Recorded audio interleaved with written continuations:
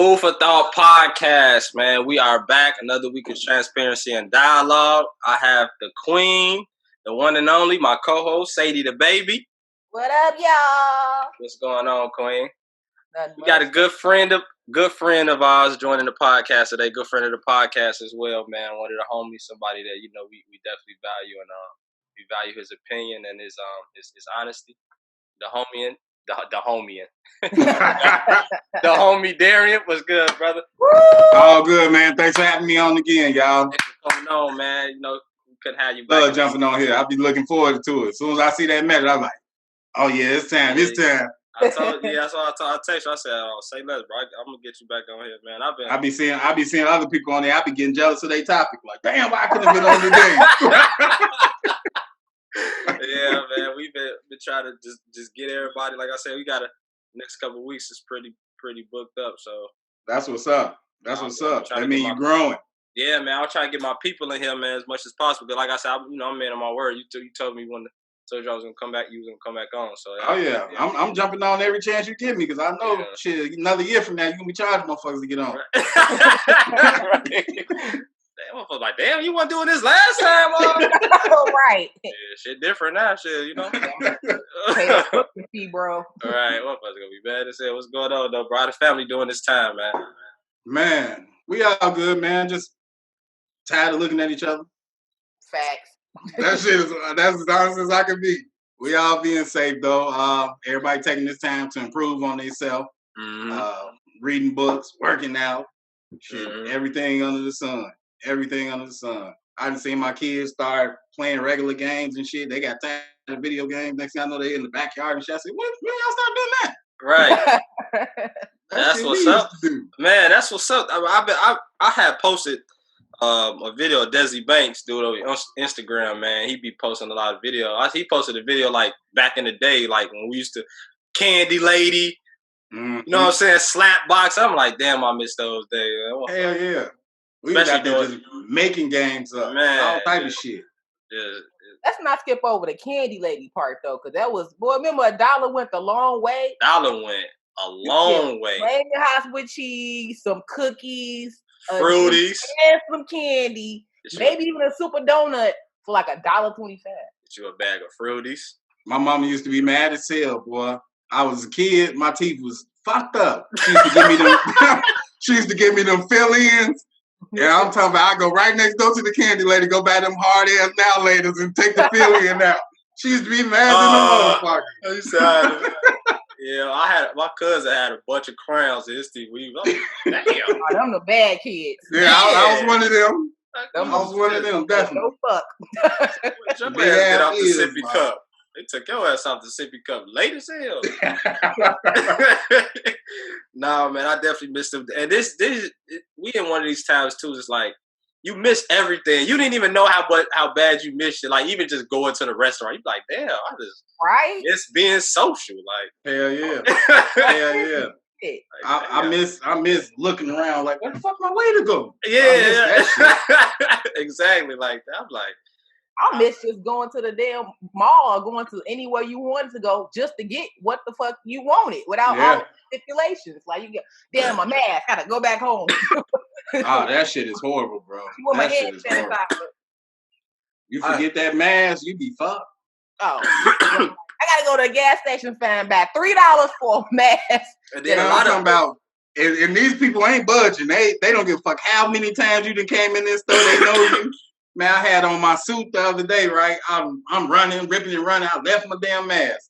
I get in the car, got where I was going. This dude like, nah, bro, my bad. It's just rules. You can't come in. I'm like, damn, I ain't gonna argue with you. This nigga got me walking around Menards with a handkerchief on my face like this. I'm like, man, this is some bullshit, bro. Then they just want to go in there like this. Like, hey, man, I swear, I left my mask back in there. Right. Just let me come on and get these gloves real quick. I'm trying to push this heavy ass shopping cart with one hand. Like, a lot of stores everybody looking at me and shit without a mask, like no service, no mask. Like, nah, I mean you can't be mad at them though. They trying to go home at the end of the day. You can't. They said no service, no mask. Motherfuckers then that piled up on one another and shit, waiting in line. Like, but another thing though, this mask, I don't know about y'all, but I'm used to. I see motherfucker with masks, my antennas go up. Yeah. I was in Family Dollar, and I'm in line, and it was late as hell. It was like it started getting dark, like 8. They was finna shut it down. And I was like one of the last people in there, and there was another nigga, and he had on the mask, and I had on one too, but he just looked like he wear that mask year round. And I looked, me and the cashier both just locked eyes. You know, y'all both get that feeling. I didn't put his shit up here, like, bro, I'll pay for your shit too. Just don't do it. Yeah, whatever you want, bro. Man, I'm like, oh shit. He said that nigga, he had a different agenda that day. Yeah, it's a whole nother world out here, man. Nah, yeah, that's the norm now, though. It's like, and I feel like that's what we talk about every week. But I feel like this is what's gonna be it for however long. Yeah, like this is gonna be mask, social distancing. I'm just eager to see how it play out with sports, though. They talking about playing in bubbles and shit. What? Yeah. Today they what is it? I don't want to be lying to the people. Give me 1 second. I was just reading this shit, man. Because I was thinking like, ain't no sports really going on. Like no sports. Don't let me laugh. I ain't gonna laugh to y'all.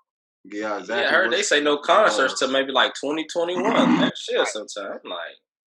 And then, like, they were talking about, like, when their kids go back to school, that they gonna have them 6 feet apart. Like, how the hell that's gonna happen when it's 30 damn kids? I was just about to say that 30 kids in the classroom. Classroom ain't nothing. Ain't that exactly? Ain't that big? So I don't know, man. This is we definitely living in a time where now it's like you just. And I see Priska had said he was gonna open the restaurants, but man, like Lori said, no, she said that shit clean down. No, we good. Lori was like, no, that ain't gonna happen. Good. No, like, not even the patio. Not even the patio. Right, folks can't go nowhere. Orlando, Florida, and Vegas. All teams gonna play. They're gonna take 2 arenas from them places. That's gonna be called the Bubble. And all teams gonna play in Orlando, Florida, or Vegas. They voting on it in the coming days. We gotta get some though. We gotta get some going on. I didn't watch. Well, I tried to binge watch a lot, but I got my 3-month-old. She ain't gonna let me binge watch it. But the shit I don't see how it's gonna happen because how all them owners gonna split that revenue? I seen a lot of owners taking making organizations take pay cuts. A lot of the executives taking pay cuts because one of us got to. You gotta find the money. It's getting real. Motherfuckers like, damn, 20%. That's crazy. On my check. Yeah. Well, hey, damn, motherfucker gonna be like I was at Foot Locker. Like, motherfucker. Hey, bro, you remember? Hey, bro, you remember that time, Katie? I say, bro, why you seem short, bro? He's like, man, what's coming out of your shit? We look. Everything. Yo, that's hey, like, I mean, the whole store used to be happy as hell on payday. Marquis be walking around that middle like, there's a shoebox like, man, get your bitch ass shoes. Like, he'd be upset, bro. I see motherfuckers Sade going out, she getting everybody lunch. I'm like, man. Right, I'm getting Popeyes and shit. They paying y'all around here, bro. What's going on? It make more sense now why you was stealing canned goods. You know? Oh. Hey, that was part of the problem too. Shit, I was hungry. Hey, this nigga, I've never seen a nigga eat pretzels. Like, that nigga ate a whole bag of pretzels. Like, bro, them ain't even yours. Like, he was just so pissed off. Like, fuck that.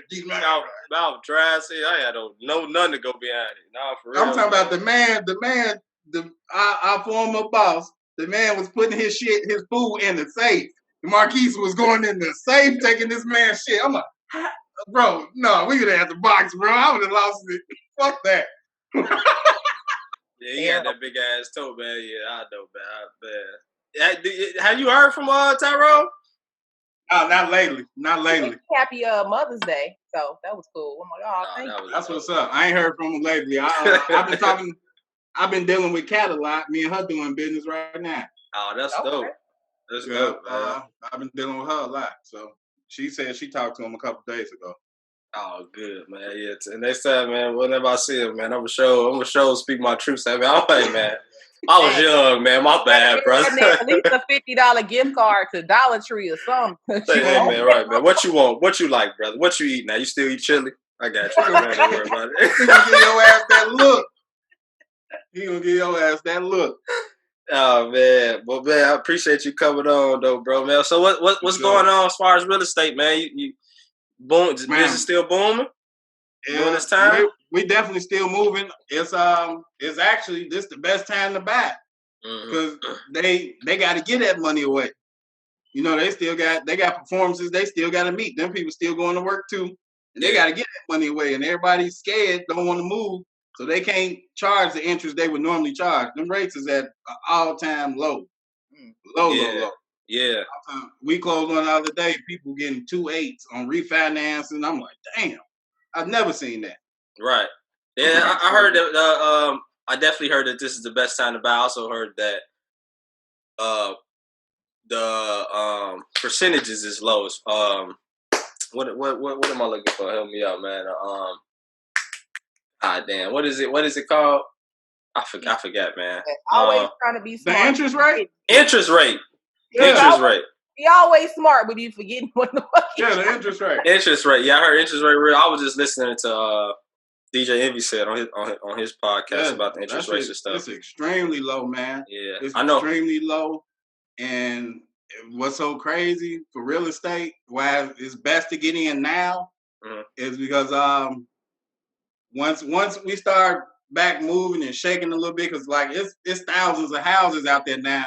Yeah. You can't even show them because the people stuck in the house. Right. And you can't even show it. And there's a lot of people, the mortgage companies was slick, and they called everybody and told them, yeah, you could not pay your mortgage for 3 months. But on the fourth month, everything you didn't pay is due. Exactly. So it's going to be a lot. Business is going to be booming, man, in a couple months, leading on up. And you got to get in now. I advise nobody drag your feet. If it's something you're thinking about, you want to do. That was something I was concerned with too. Like you say, you don't pay your mortgage or your rent for 3 months, and then the fourth month is like, all right, yeah. It's like, okay, now that I don't pay, I think a state, Detroit, correct me if I'm wrong, bro. Detroit got that thing where they won't evict you because you can't pay your rent. I believe I just heard that as well too. They got. I'm not sure. I ain't sure about Detroit. Yeah, I believe so. I could be wrong though, but don't quote me on it. But yeah, I think Detroit got something like that. I heard. But yeah, that's crazy. Even this whole thing is I feel like because people, what is it? 30 million people unemployed, and it's still going up. Like how can I pay my rent or mortgage if I don't have no income coming in? Yeah. So, I thought that little 1,200 was just gone. When it first hit, what they were supposed to do is give you those 3 months and just add them to the back of your loan. Right. I heard it, yeah. But greed is greed. That's the best thing to do. It's going to take you longer to pay it off, but still, it won't put me in a... Exactly. It's 3 months. It's 90 days. It won't put me in a position. That's too much like right. If you know what, I think I read somewhere that like if your building that you lived in is backed up by like a federal loan, then they can't kick you out. It's part of the CARE Act. Yeah. I know it's a website called like don'tgetkickedout.com. Yeah, because they took their grant money. Right, so they took the grant money, so they can't evict you. So people can actually look up and find out if the place that they live at is backed by a federal loan, and they can't get evicted.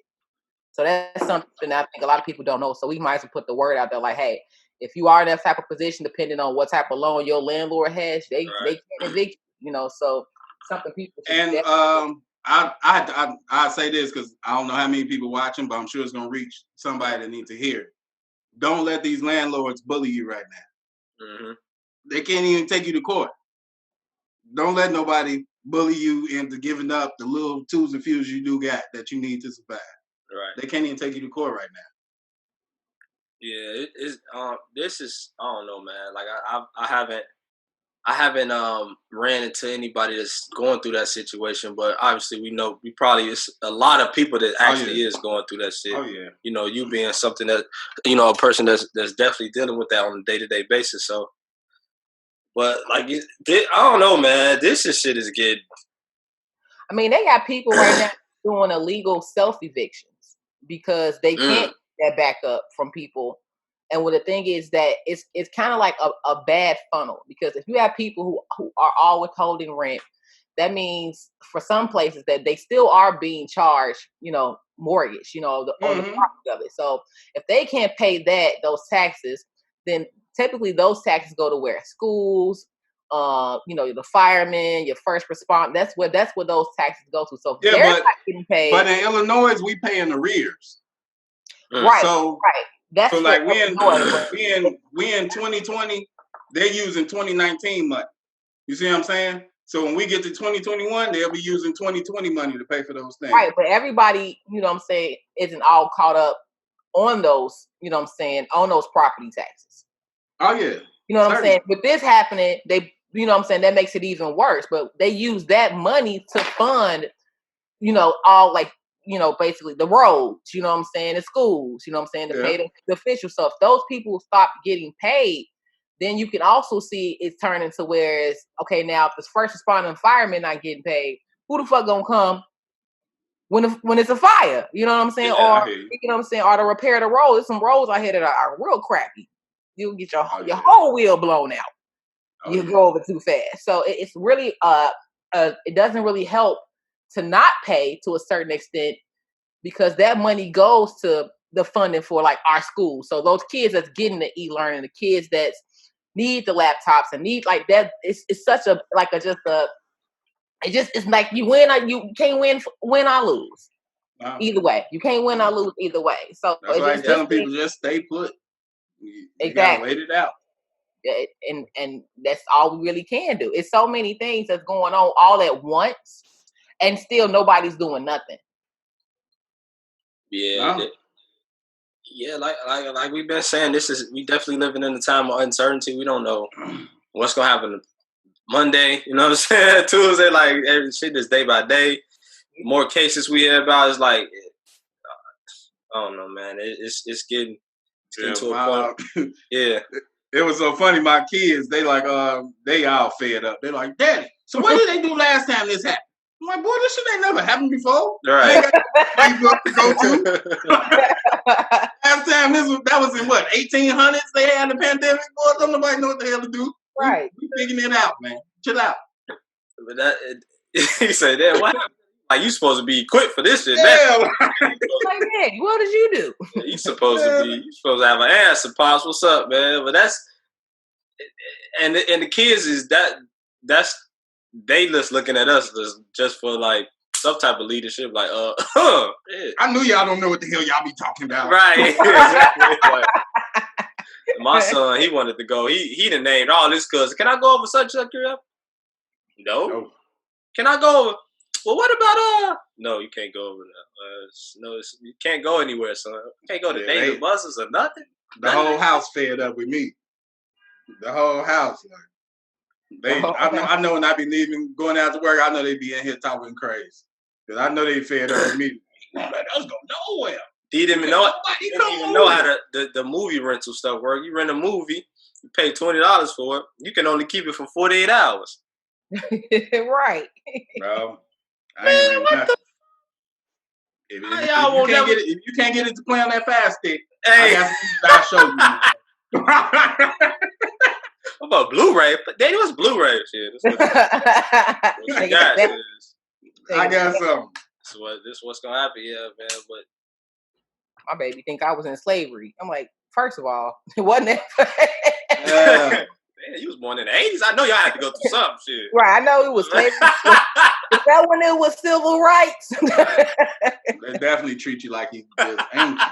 Talking about civil rights. You must get chased by dogs and shit. Come on, man. Right.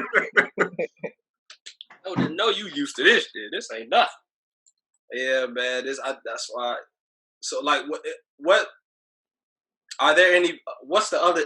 Has there been any other like challenges as far as selling houses or getting people to even try to buy houses or? The biggest challenge is people being scared. Right. You got so many people that put their houses on the market. They was ready to go. They was ready to move, but if you think about it, they don't even know when their kids going back to school now. Right. They don't have to move to that area for that school that they wanted their kids to go to, because who knows when they going to school? Yeah. They talking about prepare to be doing Zoom school in the fall. So it's not a present issue now. So a lot of people don't have a sense of urgency that they did have. Mm-hmm.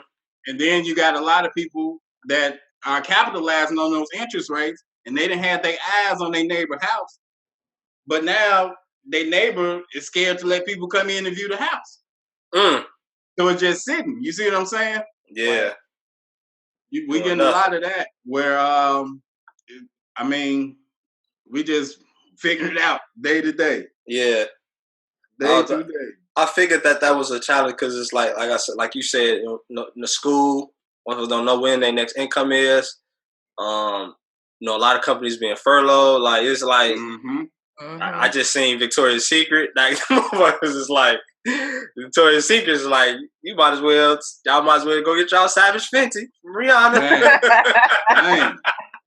So it's I don't know. Victoria's Secret was gonna catch it either way it go though, because them boosters was hitting their ass. They was gonna catch it. Well, you ain't never lied. They done been getting hit up for years on they bottom. Yeah, I think that was a worldwide hashtag for like 2 summers. Pink on the pull-up. I was going nuts. He said they was gonna get anyway. The boosters was getting that's true. Yeah, I'm talking about tearing them off. Yeah, man. So I don't know. Like I've seen. I know real estate is definitely boom. It's something else is definitely boom. Like people buying bikes crazy. I done seen that. So like people just buying bikes off the yeehaw. Like, man. But it's a lot of companies that are booming during this time. Even though it's we see a lot of it throughout the news every day. Like, oh, motherfuckers, everything is just plummeting. Like, no, everything's not. It's a lot of no. Yeah, it's a not. lot of So, and that's like, interesting to see. We own it right now. The biggest one, the person that made the most money is Zoom. Right. And my whole thing is this: is like, what the fuck is Skype? What happened to them? Because they've been in the game. They had a 10-year start on the game, and they let Zoom come eat their ass up in like 2 weeks. Like, their name not as cool. Like, people like, I'll Skype you. Like, all right, what's the Zoom invitation? Like, nobody's thinking about none of that. None of that. Yeah, I was just telling Shadi, like, I didn't even know nothing about Zoom about like a few weeks ago. I was just listening to a podcast. I'm like, okay, I can't just sit back on all this content. Like, man, my crew, we got to get out here. I'm like, and me, you and me, I'm like, bro, what's good? I was like, I'm working on it. Yeah. That's what I was doing. I'm like, and then a couple days later, I came, we got to start Zoom and shit. And and a lot of companies too, great, like, as far as on your end, bro, it's like all these business meetings. Now this is gonna be the thing. Like, well, shit, just Zoom one time. We just business meetings. Check this out, man. Check this out. For the last 2 years, every Monday, everybody had to get up, go to the office, have a meeting. Yeah. Ain't no way in hell they're gonna get all us to come in their office no more on a Monday after we've seen we can do it this way. I'm telling you, but that's over with, bro. Yeah, it's over with. That's what they're saying. Yeah, all the places that said you couldn't work from home before, it became very clear that it's possible. So to let you know, like, okay, y'all was just all those people probably denied. Google already talking about not ever going back. Oh wow. Yeah, that's what I'm saying. Like, I think they said with Twitter, people they don't have to work in the office. Yep, Twitter. Yeah, I seen them too. Yep, Twitter. A lot of them people talking about never going back because everybody. I mean, the first month it was chaos. Everybody was all over everywhere trying to figure out how to work this, that. But one thing I can say, I'm proud of this country, man. We adapt, and shit is up and we moving. Like I say, I was listening to a podcast. They was doing Zoom. I say, well, I'm doing something wrong. I say, hold on, I got to get on this Zoom shit. Because at first I was skeptical because I was seeing on the news like Zoom, they had a big lawsuit about their privacy things. I'm like, okay, I do got some shit on so I started deleting shit on my laptop. I say, I don't want my shit to get out there, no pictures, no leaking or nothing. Yo, search history, boy. You don't want everybody to find out you went to midgetbang.com looking at them. I'm like, I don't want I'm like, let me delete all my shit. This is gonna be my personal. work computer. Let me go ahead and do this Right. and My work clean it up. too, Exactly. So I'm like, okay, cool. But yeah, man, this is like you say, this is shit. You probably sell a house on Zoom. Hey, what's your Zoom shit, real quick? Oh, I definitely sold the house virtual. Yeah. All my listings, man. Our company, we got it in front of it, man. We set up virtual touring for everybody. So everybody was able to sit at home on their computer and really, really walk, not just a slideshow. You press this arrow, it turned a little bit. No, you could really walk the whole blueprint of the house. Damn, that's dope. Yeah. Well, but as somebody, but let me ask you this, bro. As somebody that loves that social interaction, would you miss that though? Miss being in them presence? Let me, Certainly. Yeah. Certainly. Building Certainly. That. I always been a people person. Whether you like me or you hate me, yeah, you know I was in the room. Goddamn. Exactly. Right. I interact with you. Exactly. But I mean, I always been that way. Yeah. This is something because I know for me, we do Zoom. I'm like, man, I do miss us being in the room. It's just it's an experience. It's that you get that social interaction with each other. It's not the same, on Zoom. You just crack jokes. Yeah. I done did the most FaceTime calls I've ever done in my life. Nowadays, like damn. So, but yeah, man, I definitely wanted to talk to you about that. What else you got going on though, bro? Any other business endeavors, man, you want to talk to us about? Or I took this time in quarantine too, so I get a lot of people, man, that call. Like my friend, he was making a joke the other day. He said, "Man, you sure you selling houses? This phone be off the chain, bro." And it be so many people that they credit ain't where it needs to be. Yeah. So I actually I partnered up with another company, and we providing that service too now. So I'm gonna take you from your 400 score. I'm gonna walk you through. I done went through it, so I know exactly what we're doing. I'm gonna hold your hand until we get your loan, and then I'm gonna take you to go shop for your address. Dope. That's dope. Because like I want to say within the last year, I just felt like it was so many people I knew I could help that really wanted it, but they couldn't get the loan. So it's like, okay, call me back when you're ready, when you get your loan. Okay, I just sent this person out to do what? Right. What are they doing? Exactly. They're going to call the loan people and they're going to tell them, yeah, you can't get the house. You can't get the loan. They knew that already before they called you. Them loan people ain't going to help them, so I just added that in. We're going to restore your credit from scratch. Break it down, build it up, and we all good. Oh, that's dope, bro, man. Congratulations on that, bro. Yeah, that's dope, boy. You Michael Jordan of real estate. Man, I'm trying to. Yeah, Michael Jordan of real estate, man. That's actually a great segue to, we got to get to this. Area version gonna be the last closing. Right. We got to get a day. That's a dope title. I might have the last closing. That's what's up. Right. Now I wanted to, so the documentary, that was last week, right? It ended last week. It's over. It's over with, man. Right. It's bittersweet. How much longer could y'all watch it for? The rest of the summer, shit. Man, bro. Me too. Yeah. I heard somebody say if it would have went on like another 2 weeks, people would have gotten uninterested. I couldn't see it. No. Tuned in. No, I don't believe so. I do feel like it's some stuff they did kind of like, leave out, but like me personally, my biggest outtake was just Jordan's competitive edge. I never realized how competitive Jordan was on just that. His competitive nature was crazy, bro. Yeah, I knew about it, but just like you're saying, like I didn't know people that it made me think like, man, I got to go harder because it's man. Don't give a damn about nothing. I don't care how you feel. I don't care. You my coach, but I don't care how you feel. I want this W. And we're gonna do it together to get it my way. And I'm like, damn, that's the only way to achieve true greatness. To be unquestioning, you got to be so relentless and to a certain extent, so selfish, bro. Selfish, yeah. You got to. Let me ask y'all though. Before we get into, let me ask first and foremost, what was y'all biggest? Sade, you been first. What was your biggest takeaway of the Jordan doc?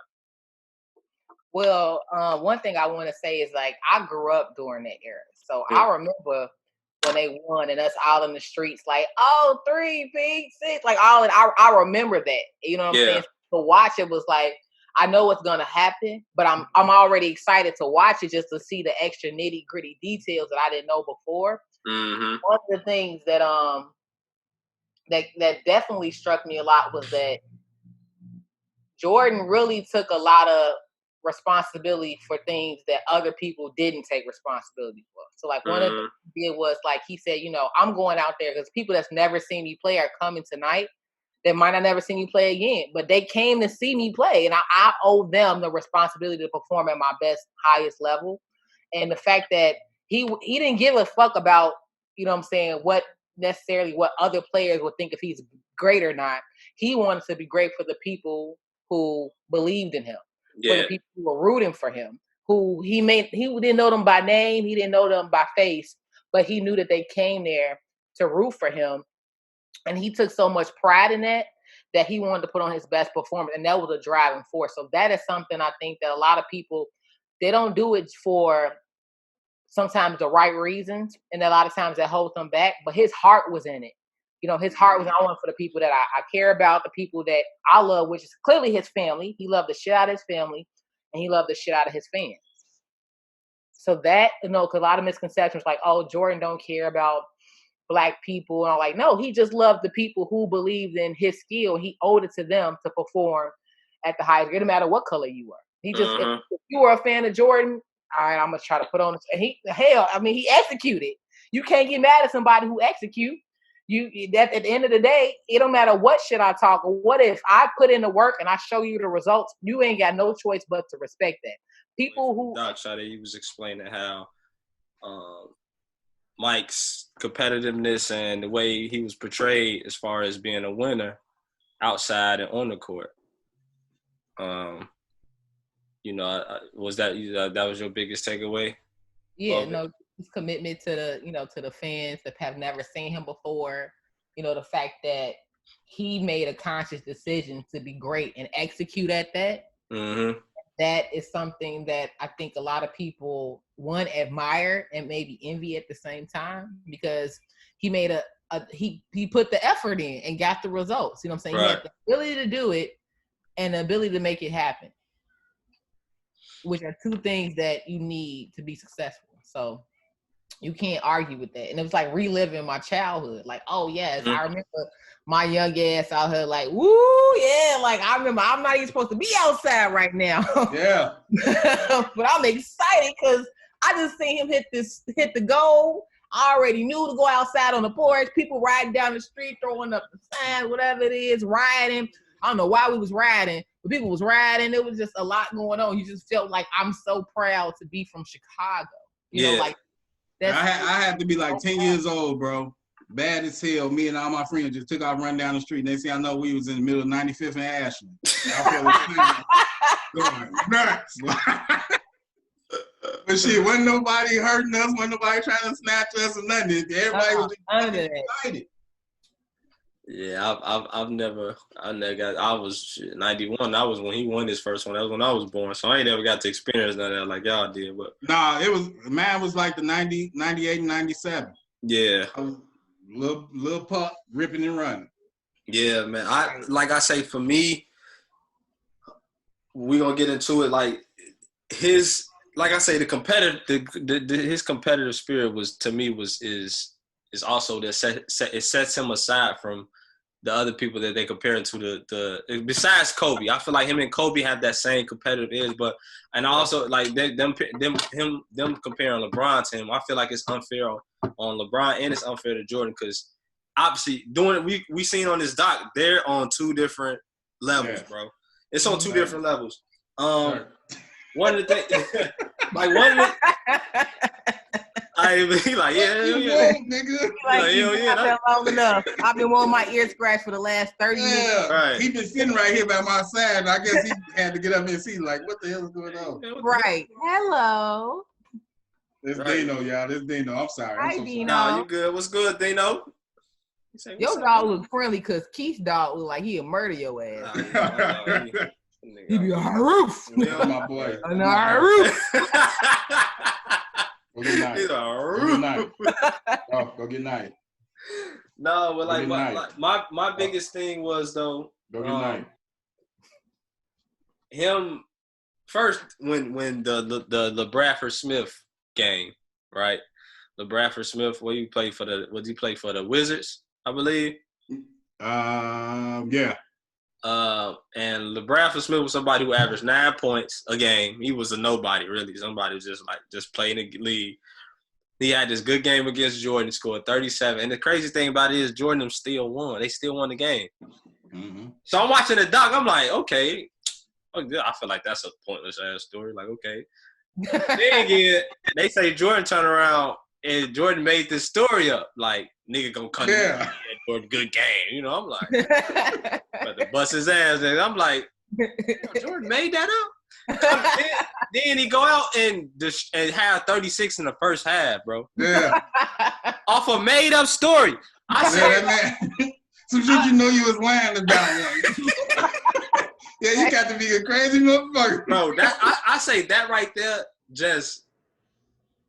that's just crazy, bro. How can you make some shit up and go out and, like Sade said, execute it, and then he be like, he ain't do that. I was just some shit. Bro, who does it? Like I say, so like just watching this doc, man, hearing the stories, like the stories with George Karl, when George Karl didn't say nothing to him, and he took it as like, I'm finna whoop y'all that, like. That's why I said I never came in full like I was like, oh, Sade and Darren say nothing to me. I'm finna sell hella shoes. Like I never was that never was a thing. Like don't nobody this nigga going to work is like, oh, you wanna talk? I bet. You know what I'm saying? Like the average motherfucker, you be like, bro, it ain't that serious, Joe. Like, yes, it is. It's that serious. Exactly, yes it is. But for him to for Jordan to like take those moments of like I say, and it's not like George Karl didn't respect him. You know what I'm saying? At the restaurant. Yeah, like.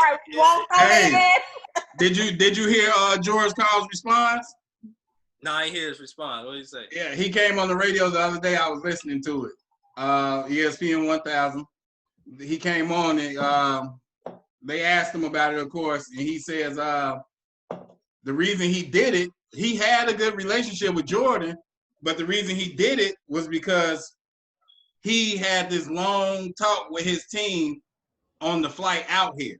Mm-hmm. And he told they ass ain't no friendships during this series. Because he said he known Jordan for so long and watch, you're a part of that industry. You know the back channels and how things work.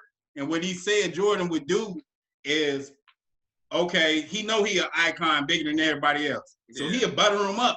And, oh, yeah, we going to golf with Mike. Or we out running pickup games at 10 o'clock with Jordan. And he buttering them up, cracking jokes, talking shit. And he done loosen them up. And he comes on the court and assaults these people, bro. Like, the man is crazy. That's what George Karl said the reason he didn't speak because he didn't want to break the rule he just fucking made coming out here on the plane. Because he said Jordan was known for that. And you think about it, you go back, like, that's all players ever talk about, they moments with Jordan. Yeah. And he said he would take advantage of that. He would butter their ass up, and then come on the court and fucking just kill them. Like he did Danny Hayes. He was taking that time to see their ass play. So he'd know, he was low-key watching their ass. Yeah, like, he said he was scouting, yeah. He was scouting, right. That was a brilliant idea, though. Like, that was just like, come out here and hoop with me. Yeah. While I'm filming, come hoop with us real quick. But even that, like another one of my biggest takeaways. Of course, it was the competitiveness, but it's also no matter what you do for people or how great you are at something, eventually they got to tear you down. Oh yeah, and they're gonna try to. And for me, it's like, man, that shit was so reassuring to just people gonna say what they gonna say. Yeah. Because I honestly believe, like, everybody always say, I don't give a damn what nobody say. Everybody cares what people say. Yeah, you do, yeah. It's just to some degree, you know what I'm saying? Like, yeah. That was my thing too. Just watching that, I felt like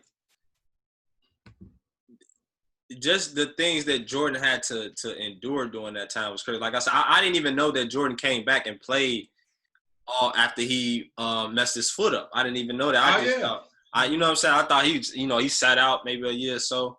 I didn't know that the flu game was really he had food poisoning. Food poisoning. Yeah. Fucking Jordan. Man, that was crazy. Really fucking poisoned him. Five Guys. Man. Hey, that man crazy as hell. If I see 5 people deliver a pizza to me, and they just standing there like waiting on me to open up the box of the slice, I'm not eating that shit. And nobody else in the room ate it but you. Come on, man. You know what Tim Grover like? Come on, bro. It don't take 5 people to deliver no pizza, bro. Mike's like, shit, whatever. I eat it, shit. That's because he had been drinking whatever the hell he had in that cup, man. And that's what I'm saying, right? Like, and like I say, even the moment, the scene when he was swinging the bat, when he was I think that who was they playing? B.J. Armstrong was on that team. Was it Charlotte? Yeah, Charlotte. It was Charlotte. And Ron Harper like, you mad? He like, shit, hell no, I ain't mad. he had a cigar in his mouth at first. He's like, I ain't mad, shit. Like, bro, come on, man. That man ain't he ain't from here, bro. Like, I feel like Jordan and Rodman was the ultimate cheat code for the Bulls. I feel like the shit that Rodman did is well, even his work ethic that Mike loved. How can somebody with such a transparent and vibrant and just a straightforward personality can leave, bro? You know, Dennis Rodman would have been crucified today if he would have left the finals and went to Vegas. Oh yeah, on WrestleMania. They probably would have suspended that boy. Definitely. That man did that. Vacation. He took a mental day. And that man said, Phil just knew I had to go do me. I had to do what I wanted to do. I said, what the fuck? Boy, they paid your ass. You got paid and Scotty didn't. You talking about you got to go away and take a break? Nigga. Yo. Nigga went on the back. I was watching. I said, not once, nigga did it twice. I said, this is crazy. Yeah. Like, then he got Carmen Electra. Mm-hmm. I didn't even know that. One of the very first thoughts. Yeah, we doing it all around the Bulls. Yeah, locker room, I read that on training room. Oh, man, and this man come to practice and outrun them 4 laps, and they got to catch up. Did you see the man practicing in pajamas? Yeah. What the fuck? But that's what I'm saying. Like Mike and Scotty was just like, no matter what Dennis did, he always came to play. You knew Dennis was gonna show up. You knew Dennis was gonna so how can you really be mad at somebody like that, knowing that they gonna come the next day and kill? Like, you be like, all right, bro, do whatever you gotta do, bro. Like if we was in Foot Locker and Darian ass called off 3 days straight, but then come back and sold $10,000. I'll sell everybody. You be like, right. Well, in one day, motherfuckers went there. Yeah, not like shit. He did his thing. Yeah, he did a no call, no show shit. Fuck it, I mean. Yo, this man no call, no show twice, bro. That's what I'm saying. And then what was it? He did it one day, went to go wrestle, like, and did game 4 in the finals. I'm like, yeah. WWE. Yo, this man, but that's what I'm saying. Just seeing that team and seeing, like you said, they're seeing how they destroyed that team as well is crazy to me. How I also say this too, because I feel like they didn't put a lot of onus on Jerry Reinsdorf and what he did. I feel like he had a lot to do, and he knew what was going on throughout that whole period of time. Like, hey, he was trying to throw Jerry Krause on him. He was throwing Jerry Krause on the bus the whole dot. Like, and that's my point. You don't get to play that role now. Exactly. Because the same shit you was doing then is the same shit you just did. Same stuff you doing. Exactly. They ran Derrick Rose out of town. Look what he doing now. Yeah. Nah, for real. Like, ran Jimmy Butler out of town. Look what he doing now. Think of all the players after the Jordan era that came to the Bulls, had to leave the Bulls. They sent them away for pennies on the dollar and blew the hell up.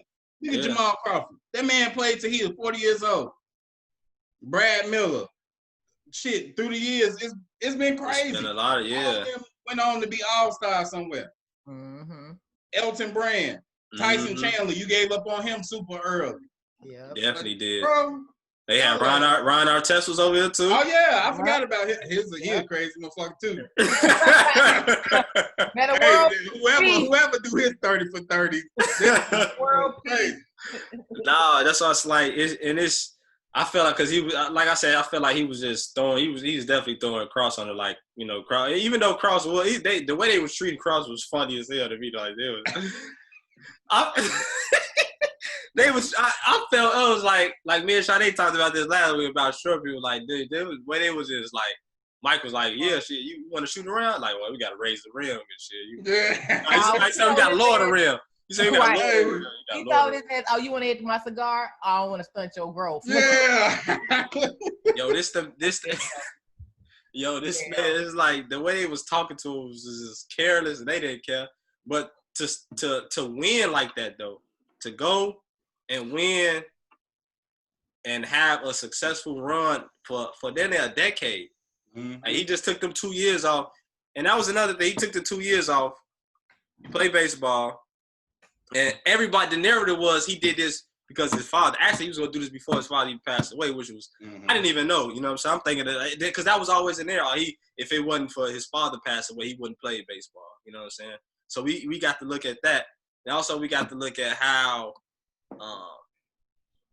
they said Mike was actually getting good. If he would have stayed with baseball, he would have actually probably been pretty good. Like, you know what I'm saying? Yeah. They said he would have made the major league. He changed his body into a baseball body from a basketball. And you know what's so crazy? Him and Bo Jackson would have been teammates. Dang, for real? Bo Jackson was coming up through the system too, going to the White Sox. Dual sport athlete, played for the Raiders and the White Sox. And Mike was the Bulls and the White Sox. That would have been crazy, bro. You know the marketing that would have went with them? Air Jordan and Bo Nose. Bro, they would have checked a big bag. That's true. Yeah. People still buying Bo Jacksons to today.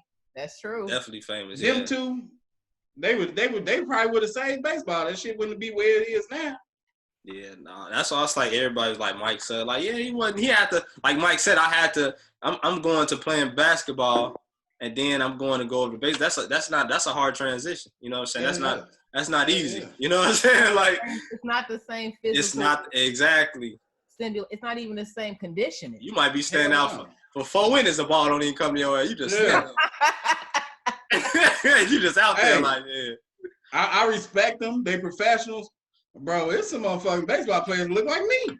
Yeah. Boy, you're a professional fucking athlete, right? Yeah, no, for real, man. Body shaping. You got a damn body like me, motherfucker. Like, what are you doing? Basketball players' strength, a lot of it's in their legs because you got to go up and down the court. With baseball, that shit really upper body. Yeah. The bend and stretch. Them forearms, bro. Yeah. Them nigga forearms be huge. Huge. Yeah, that's what George said. That's what Tim Grover said. He had to construct his whole body over. Like, that's a whole different. Huge. Yeah, mechanics, everything. But like I said, I respect. And then Mike was competitive in that as well too. Like, he just wasn't he hit the ball, did batting practice. Like, so just to see his drive, man, and to see when he came back, how he did Brian Russell was crazy. Oh yeah. You came to the game while you playing baseball. Tomorrow, you should have done talking all that shit, bro. He say, yeah, I got you. Like, nigga, is you serious? You can't guard me. Like I say, man, I didn't even know. I didn't even know that. I also feel like this was the narrative too because they was always saying that Mike never went to a game 7. I thought that was just period. I didn't know that was just finals. Nah, just finals. Bro. Just finals, yeah. I'm thinking like, oh, I'm like, then they talk about the Pacers. How Mike said that was one of the toughest things behind the Detroit Pistons was that team with what Reggie, Chris Mullin, the Davis brothers. Smiths. Yeah, like just to see. Hey, it's so crazy. I remember watching them games and they didn't show the regular season, bro. That's how they tried to hype it up. Of course, it was a tough series, but they played them in the regular season too, bro, that year. Yeah. Mike had 45, Pippen had 44, bro. Blew them the fuck out. So it kind of puzzled me like they had so much trouble with them in the finals. Yeah. I'm talking about this was in one game. Them niggas had 90-some points. And that just goes to show his greatness too. He said one thing that caught my attention was he said that was the toughest team. But it was like, bro, you was down 2-0 against the Knicks. And them niggas won 4 straight. He just won 4 straight. and went to go gamble. Yeah. He went to go gamble, bro. Like, oh yeah. This ain't shit. Like, we gonna beat them. And prayers go out to Patrick Ewing, man. Yeah, definitely. He got that virus. Yeah, definitely players, man, and help for a speedy recovery with that, because that was tough. And man. why they didn't show that dunk? The Pippen dunk on Ewing. They didn't show it. I actually feel like I was waiting on that. They just showed Pippen in a bad light. I feel like, you know what I'm saying? Like, he fussing about that too right now. Yeah, I feel like they didn't really show. I mean, they talked about his upbringing, but then after that was it. Like, Pippen, he didn't, you know. But you know what? I think no matter what they did, I kind of feel like Pippen, he got a bad taste in his mouth about the Bulls. Yeah. Because of that money. Also, when he just an ambassador? Yeah. They let him go, didn't they? Jerry Rice, and that was he got that job, and to show you, I give Reinsdorf credit for that. Pippen made a bad investment, and of course, you know, everybody runs schemes on people with big money. Yeah. So they had him invest, and pretty much they knew it wasn't going to take off or nothing. Right. They just took his money. And it came out, and Jerry Reinsdorf, and able to cut him a check, put him on his feet, and get him right, made him an ambassador. He didn't do nothing. But then when All-Star came this year, of course everybody wants them to fire Gar Paxson and Foreman. But you an ambassador for the team. You can't be on national TV talking about, I don't even know the starters. Bro, you don't know who Zach LaVine is? Right. Come on, man. Come on, you can't do shit like that, bro. Yeah. It's just, as you watch time play out, it's every chance he take a jab at the Bulls. Yeah. Like, once they finally let him go, they did an article, interview, and they was asking him about it. He said, it's really for the best. I like to associate myself with winners. Bro, you a face of this franchise. Right. Come on, man. You can't do shit like that. He is a little salty, yeah. Pippen, but it definitely shows, because, like you said, man, the way they was doing them, though, was kind of like, you know, I seen both sides of the coin when he was going through his when the injury. Mike felt like he was selfish. Pippen was just like, fuck them, you know what I'm saying? Shit, they ain't gonna pay me. Mike was like, shit, man, you was basically on the same contract though. Like, yeah, I play my shit out, play your shit out. You know what I'm saying? But of course, everybody not Jordan. Everybody not gonna react like that. You know, so everybody feel different. Everybody ain't making that bag like Jordan was off the court. Yeah, I ain't even know this nigga with Jordan was making $33 million. They said that was then like everybody salary total. Like, yeah, he was papered up. He was papered up. But yeah, man, it's like I was just Pippen, like, you know. So me seeing how they treated Pippen and like Mike said, shit, even his Hall of Fame speech, like that was one of his, you know, best teammates. That, you know, so that was his man's. He literally said, "You can't say Michael Jordan without saying Scottie Pippen." Bro, what else can the man say for you? Yeah, he can't say nothing more for you than that, bro. No, you can't.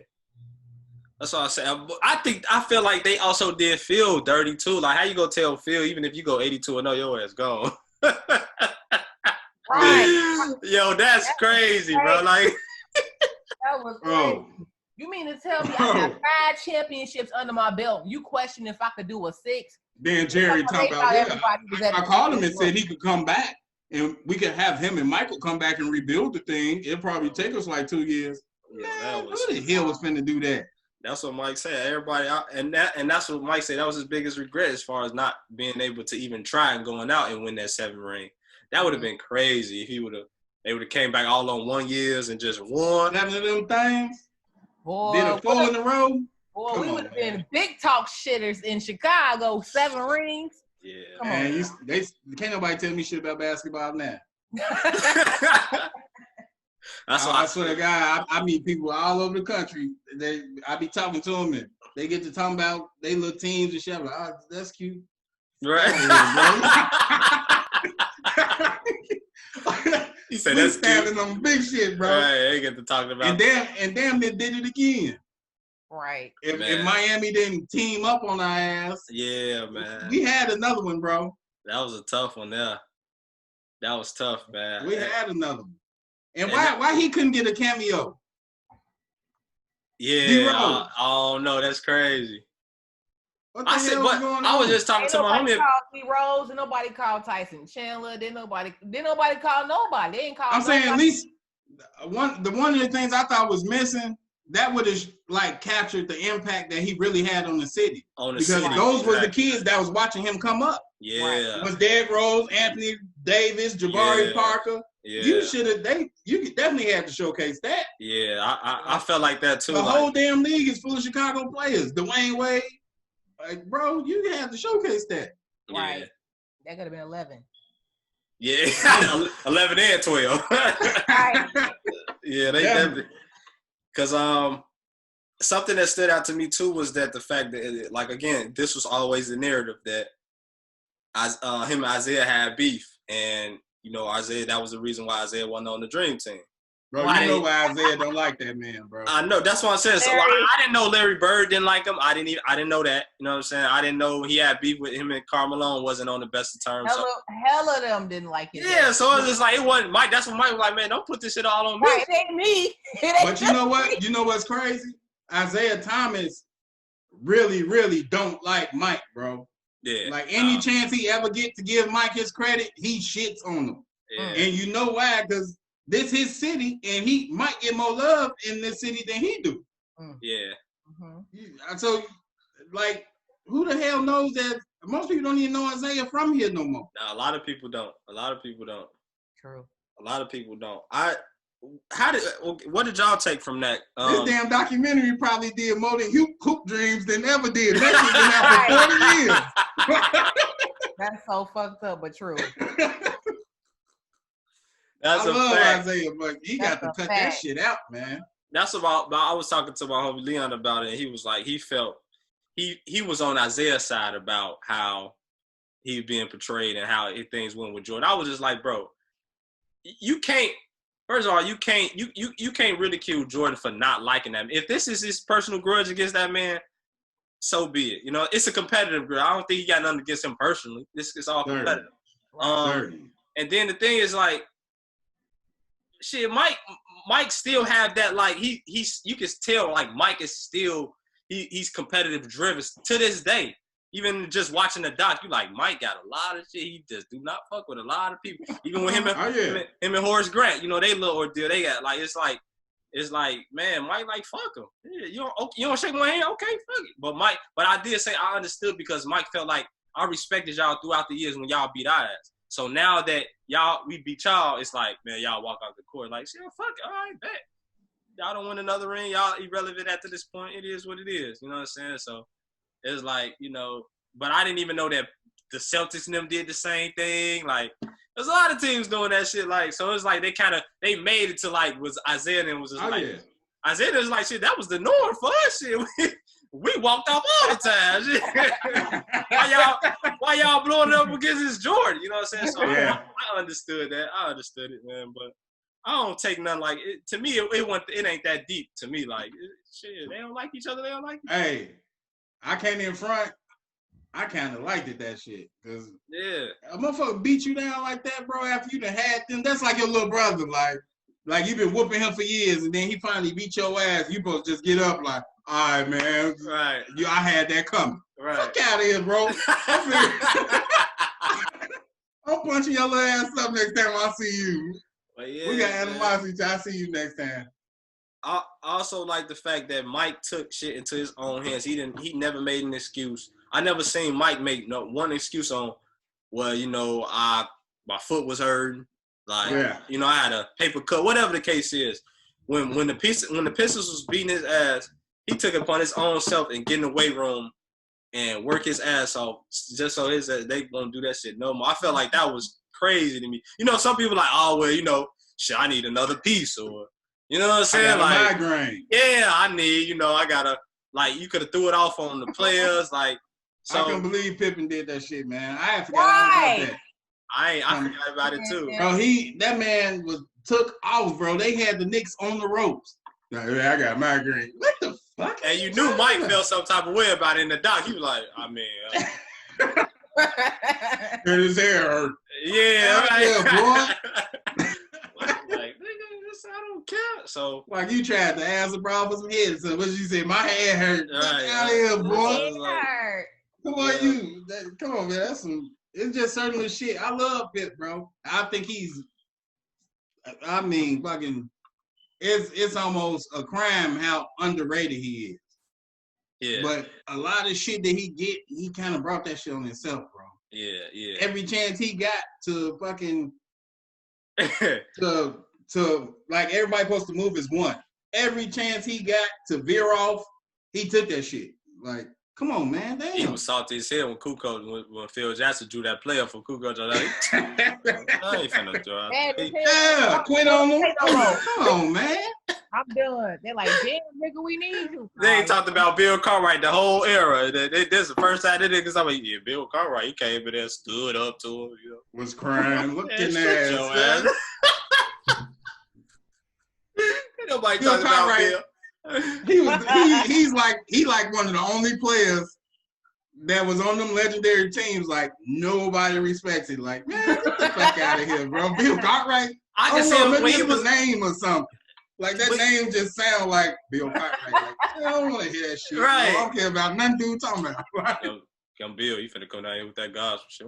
Yeah, like get the fuck out of here. Yeah, but you could tell throughout the doc, like it was like Bill had a love. He spoke on that. That was it. His ass was out of there. They ain't even.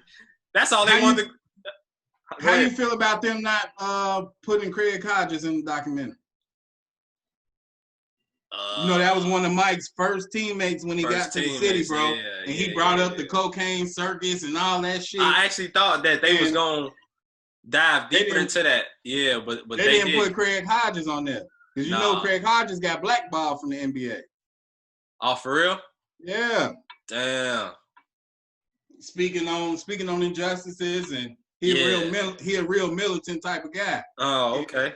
Everybody was waiting on to hear Craig Hodges finally. We ain't heard shit from him. And they did an interview with him. He like, man, I reached out. I tried to get on there and nothing. Wow. They didn't see, I didn't see a lot of people through, like, Clyde wasn't on there, like, Dominique, like, a lot of people that Jordan, you know what I'm saying? Like, I mean, they said Karl Malone rejected the interview. Yeah, he ain't want to do it. Him and Karl Malone ain't doing shit. Yeah. Hey, Karl Malone, now that's a nigga that belongs to South Dakota. You know exactly what I'm talking about. That's a nigga that belongs to South Dakota. All right. He probably do got a crib up there somewhere. I wouldn't be surprised. Yeah, man. It was crazy seeing it. I enjoyed the doc though, man. I really did. I was locked in every Sunday. Every Sunday, I was like, because this is some shit that I'm like, this is must-see TV right here. Bro, normally I'll be bullshitting on Sundays, barbecuing, and fucking just taking my time. But I'm talking about barbecues. I'm talking about big-ass, massive meals was done by 6 o'clock on the day. I'm in front of the TV. Don't fucking talk to me. Yeah, I was the same way. I was locked in as if like this is, like I was about to watch a game, like like this was the final. Yeah, the game on. Like, all right, baby crying and shit. Don't worry about it. I'll get to it. Don't worry about it. But man, I was I loved it. Like I said, I felt like it was real in depth. They did. It was very open, honest. A lot of stuff that I didn't know about Mike, I found out, man. Like I said, just about his pops, his upbringing.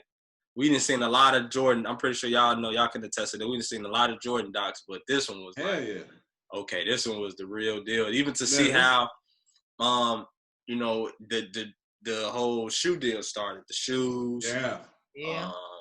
Could you imagine that nigga out there playing in some shell toes? That would have pissed me off. Some high tops, the high top joints. That would have pissed me off, bro.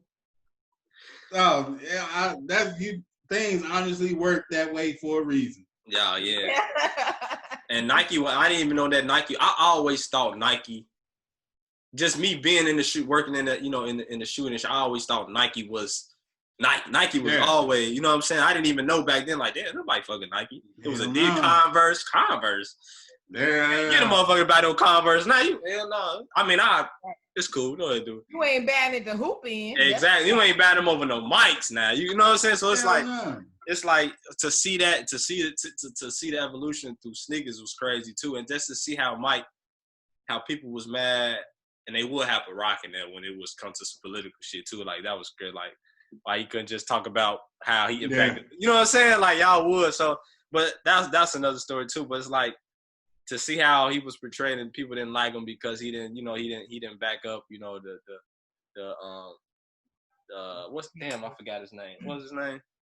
That black kid. I know what you're talking about. I forgot his name too, man. He didn't back him up. Yeah, people was, definitely upset and Mike about that. Mike was just like, yeah, fuck it. I mean, y'all gonna be mad. Shit, I'm still gonna get to this check. Like that was his thing. So it's like, but Republicans buy shoes too. Exactly. So it's like, just to see that. I didn't even know that with his bodyguard. I ain't, how close they was. And, man. That man was pitching quarters. Yeah. He was competitive in that shit. That's some shit that I related to that so much. Like when I was younger, we out a night on the town drinking. Everybody get back to the hood, and 6, 7 in the morning when everybody's still hungover. The first thing everybody outside doing is pitching quarters and shit. I'm like, Mike ass was ghetto as hell. You back there pitching? Mike was pitching quarters, bro. Like, I related to that hard as hell. Like, I'm looking at the wall, like, whoa, what he finna hit? Yeah, so man, I definitely enjoyed that doc, man. It was for me, like I said, I was born in '91, so I didn't start watching basketball shit really to early 2001. Really, Iverson, that's somebody that I grew up watching him and Kobe. So, but just to see how, like I said, competitive. Also too, man. Did y'all feel like Mike, that should have been his last hurrah, the last day? That was it. Like he shouldn't have came back after that. What 98? No, I'm talking about when he came back with the Wizards. Like I feel like that's like after 98. That should. I didn't like that shit. Yeah, that should have. I didn't like it, but charity anyway. So I mean, who the hell are we to tell you can't do what you love to do? Right. He was donating the money from the games to charity anyway, so it don't really matter. Hey, and low key, people sleep on them Wizard years, bro. He was still giving people business. Yeah. Right. He just had a weak ass team over there with him. Yeah. He was still giving people the fucking business. I looked at a stat line. Let me see. I'll put it right real quick, y'all. I'm sorry. It just crossed my mind. I saw it the other day. Like, what? Niggas is winning MVP off them numbers nowadays. Mm-hmm. Yeah, Jordan has still, and well, fuck me up when they at the end of the last dance, he had on some. Did Jordan have on some fusions or something? I was like, damn, Jordan, you better. I was like, fuck it, man. He had on some big ass pants with some fusions on them because it's all over the fusions. But that nigga tall as hell, so they don't got as many fashion choices as regular people. Big ass pants, boy. But Mike you can tell like Mike wasn't into all the fat. I'm just here to hoop. Like, cool as hell with it. Smoking that cigar, them hoop earrings and shit, bald head. Bald head. Hey, but you know what? Did y'all see them cars, bro? Oh, yeah, his cars. I wanted to go get me a red Range Rover after I seen that new one. Every year he had newest. His shit was on point. He wasn't fucking around on that cars. Nah, but wasn't. Hey, look, 38 years old, 23 points a game, 6 rebounds, and 5 assists a game. At 38 years old, after you just stopped playing for 3 years, bro. Bro, them is all-star numbers today. Yeah, and they shooting 100 shots. Yeah. Yeah, them all them definitely, yeah, Jordan with us. I'm like, damn, he was putting in work like that? Hella work. I remember seeing it, but it was like, I really couldn't love it, because it was like, that shit ain't right. You don't watch it. Yeah. He over there playing with Brandon Haywood or some shit, wasn't he? Rip Hamilton. I don't even think he had the face mask then. Like, he was just bare-faced Rip Hamilton. Like, man, fuck dude. Like, yeah, no, man. I enjoyed the doc, man. They got down to the nitty-gritty. shit, and what was that? 98, they held the Jazz to 54 points, was crazy. That shit was like they didn't beat their ass. Get the breaks off their ass. Yeah, man. Dennis Rodman, like I said, that was the biggest another takeaway for me. Like the way that man just how you could just take off and say fuck it, and then the first time you gotta have somebody come get you. You didn't even. Hey, like hunt that man down. You did a no call, no show. We gotta come get you. You ain't call in or tell us nothing. That man had a warrant. They had to go get his ass. Man, yeah, man. I felt like that was intriguing, but that was definitely it was. I'm hoping like when they do come out with because I hear Magic Johnson coming out with one too. So I'm hoping that it be like kind of like the same, you know what I'm saying? The same, around the same. Man, you think the world ready for that? His HIV infection. That's what I was gonna say. You really think the world ready for that? I mean, shit, we going through Corona. Shit, I feel like HIV shit over with. That shit. What? I don't know about over with, but I mean, it ain't no what. I'm just saying. Oh, like, man. I mean, you got bigger shit to face now, though. I mean, okay. All right. I'm catching shit from touching doorknobs. Like, right. I feel you, but I don't know the world. I don't know if the world ready for that, bro. No, I don't know. I mean, I don't know, man. We shall see. I heard Kobe got one too. I feel like they said they was filming Kobe throughout his last year. So that's gonna be another one. That's gonna be something. That's gonna be even more emotional. That's gonna hurt. Yeah, that's gonna be emotional, man. That's gonna hurt. So I don't think this is the time for us being inside all day, crying and shit. That shit ain't gonna be through. You gotta do that when movie theaters or something. Yeah, show back up.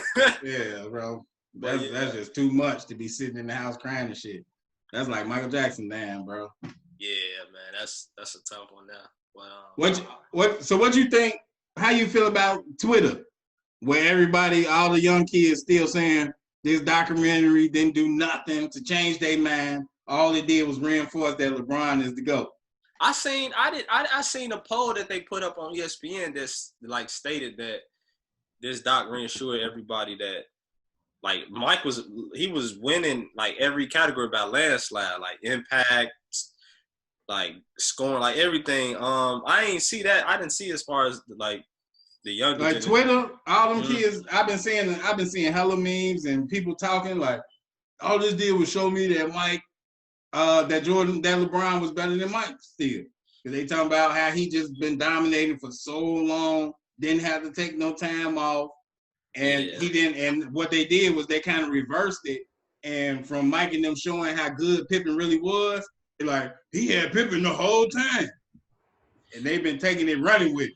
I feel like what Michael Wilbon said the other day, like after watching this doc, there's no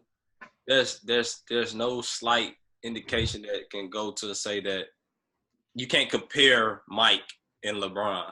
It's gotta be it's Mike and Kobe. You know what I'm saying? Like Mike, Kobe is like, and there's no disrespect to LeBron. You know what I'm saying? Like me personally, I didn't even just off a couple years ago, like when he started doing the shop, his little show he got on HBO. I was like, man, LeBron different from what I see him on the court. You know what I'm saying? Like his perspective and shit, like him speaking up on social issues, shit like that's like so.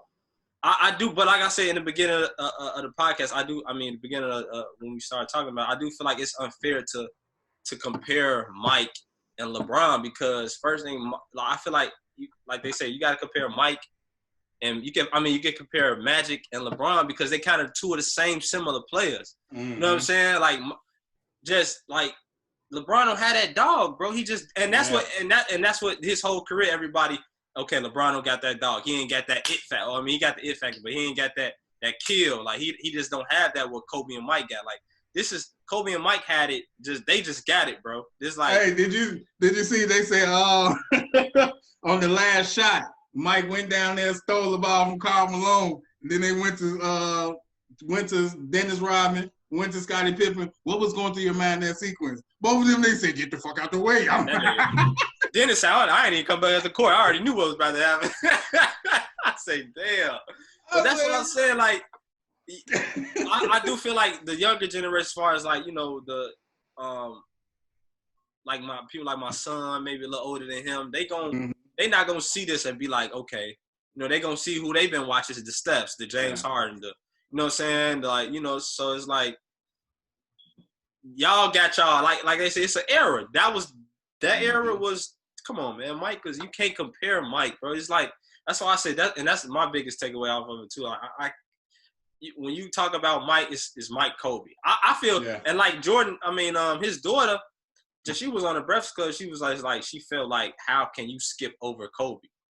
You know what I'm saying? Like people, and that's been the biggest talk. Mike and LeBron. It's like, bro, you got one player that don't nobody. It's like, how can you just skip over?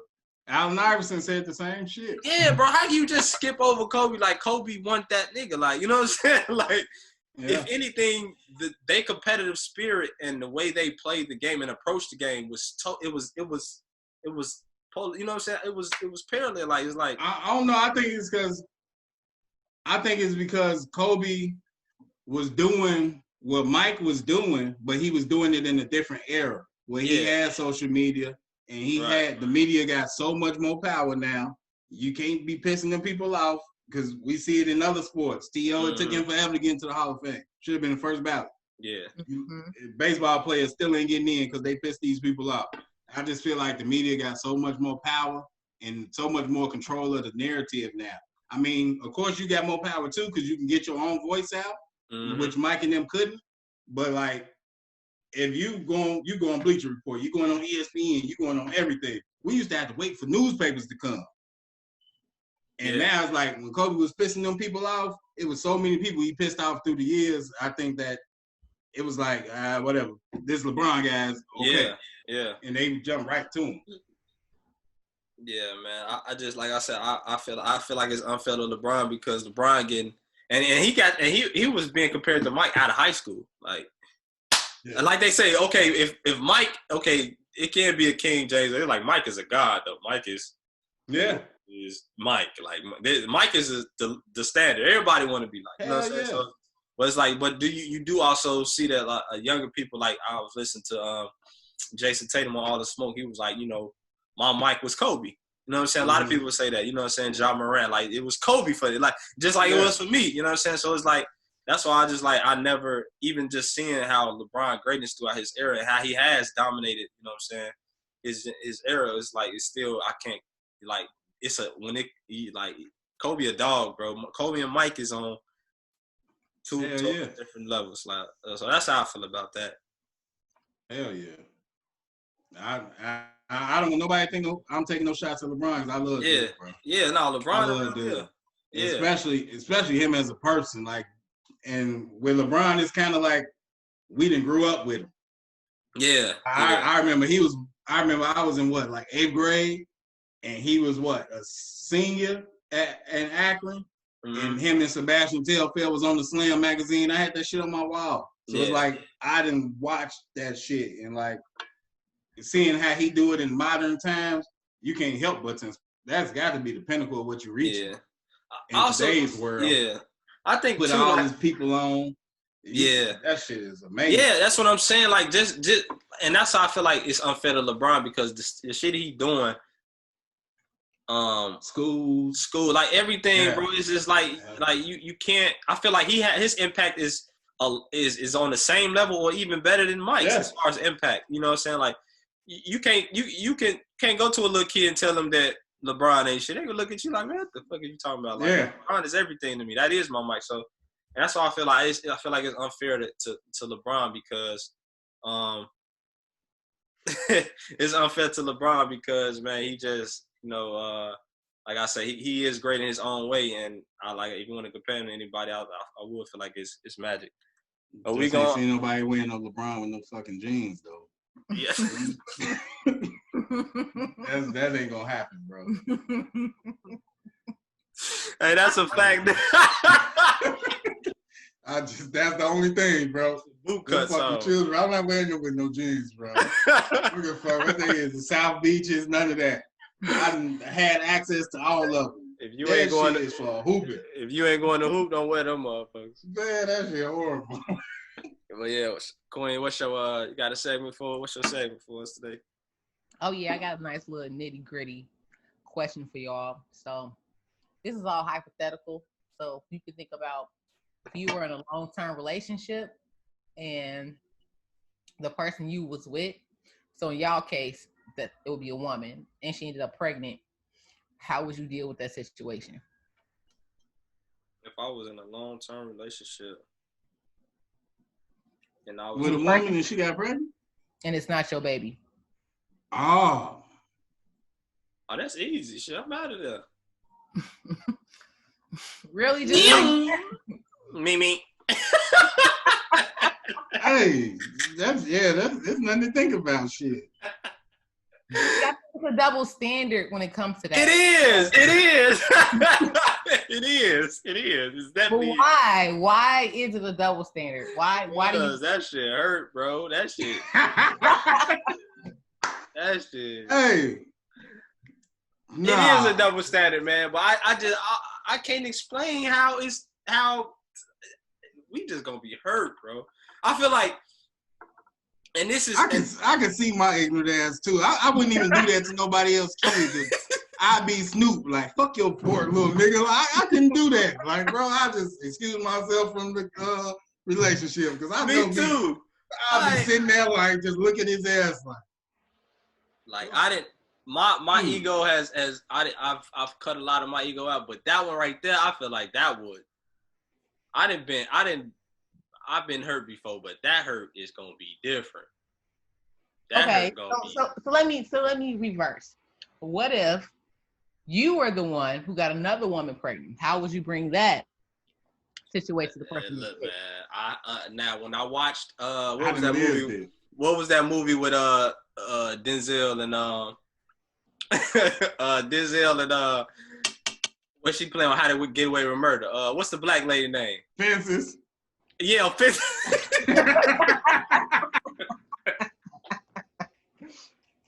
Yo, when I seen that, I was like, yo, I don't even know how you tell nobody no shit. Like look, man, I don't know. Bro, I done been there. I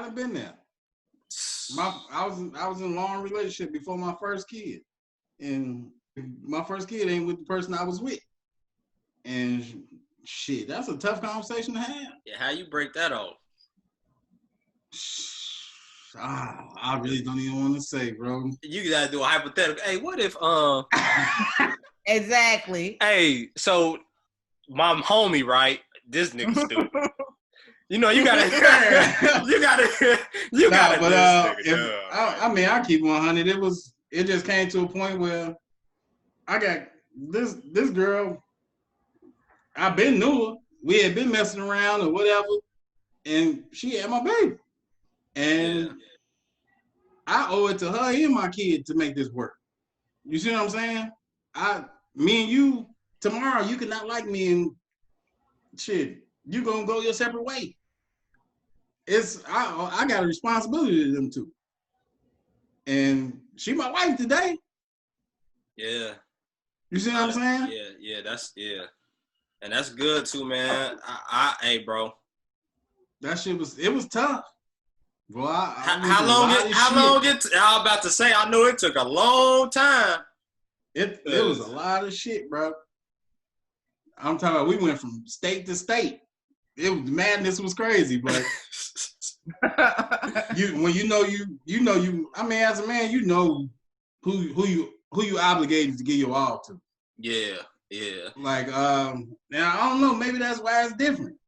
Like, I know I'm obligated to show my daughter what a man look like in her life every single day. Yeah. I can't do that if I'm with you. You see what I'm saying? I mean, you could do it. You could try to make it work, but it's not the same. It's not the same. She get to see me at my lows. She get to see me at my highs. It ain't just no every other weekend or none of that. On the phone, she get to see everything. And I see it start to play out in her life, and I'm happy I made that decision. Yeah. The other person, I can't say she's so happy I did.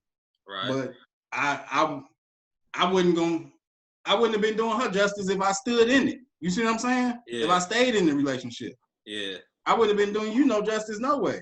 Because my heart eventually was gonna start moving over there. Maybe it's just because that's the type of person I am. And it's one of those to each his own situation. Sade, double standards exist. Trust me. And they go both ways. Very, very well aware of double standards. You gotta explain it to me. I know. But hey, all the double standards ain't against y'all neither. Oh, I know.